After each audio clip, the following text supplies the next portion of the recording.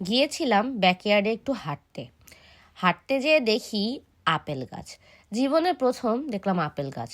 Excited হয়ে বরকে টেনে ধরে নিয়ে গেলাম আপেল পেড়ে দেওয়ার জন্য। হাইট আমার কম, তাকেই কাজে লাগাতে হবে। সে দিল আপেল পেড়ে এতগুলো। বাসায় এসে খুব এক্সাইটেড, গাছ থেকে নিজের হাতে পাড়া আপেল এখন খাবো। খেতে যেয়ে দেখি এমন টকের টক, এই আপেল এইভাবে কামড়ায় কামড়ায় খাওয়া যাবে না। এখন এতগুলো আপেল পেড়ে নিয়ে আসছি, এটা তো ফেলেও দেওয়া যাবে না। চিন্তা করলাম এটা দিয়ে কী করা যায়। পরিচিত এক ভাবির সাথে ব্যাপারটা শেয়ার করলাম। সে বলল, আপেলের আচার বানাই ফেলেন। আচার বানাই ফেললাম, যে বলা সেই কাজ। সুন্দর করে আপেলের আচার বানিয়ে ফেললাম।